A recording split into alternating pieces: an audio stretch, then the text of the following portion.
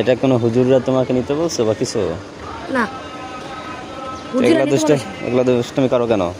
হুজুর এই বাইরে গেছে অনেকক্ষণ আগে আমি যাই বলে। আসসালামু আলাইকুম এভরিওয়ান। এই যে দেখুন বাচ্চাদের অবস্থা, এরা মাদ্রাসার স্টুডেন্ট।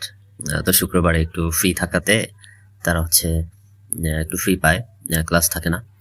তো সে ফাঁকে তাদের দুষ্টুমি, উপরে হচ্ছে দোতলায় তাদের মাদ্রাসা এবং ওখান থেকে সুতা ঝুলিয়ে নিচে একটা ব্যাগ, তো ব্যাগে করে হচ্ছে খোয়াগুলো ভরছে আর কি।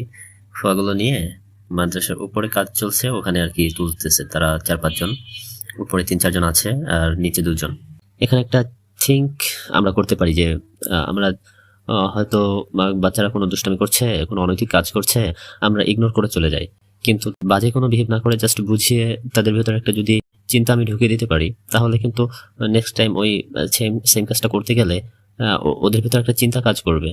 হ্যাঁ, ওরা বুঝে কিছু হয়তো বা করে না, ওদের যা ইচ্ছা হয় সেটাই করে। ঠিক আছে, কেউ যদি এটাকে বারণ করে বা বুঝিয়ে বলে, তাহলে তারা সেখান থেকে ফিরে আসতেই পারে। আসলে একটা মেসেজ মনে করলাম বিধায় আমি শেয়ার করলাম। ইউসুফ ঘুরতে বেরোইছো না? না এই জায়গায় যে গেঞ্জি আমার মাদ্রাসা কাপড় চোপড় পরে গেছিল হ্যাঁ। এই লেগে একটু আনতে গেছিল। তা এখানে কি করলো? ওই যে এখানে ব্যাগ ধরে খোয়া উপরে উঠাইলো, ইট লইছে, ইটটা উড়াইছে। কেন নিচ্ছে এটা?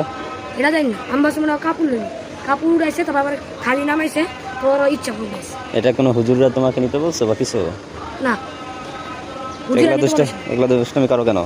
হুজুর এই বাইরে গেছে অনেকক্ষণ আগে আমি যাই বলে। তো সেই ফাঁকে তোমরা এই দুষ্টুমি করতেছো নাকি? না আমি দুষ্টিমি করিনি। আর তোমাকে দেখলাম ওই যে অন্য 2 জন ছিল এখানে সুতা ঝুলাইয়া তারপরে নিয়ে নিছে, ওইখানে ওই সালাম দিতেছে। এগুলা কেন করো?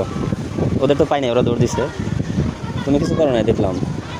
আমি এই জায়গায় যে মাদ্রাসা এই লেগে দেখতেছি।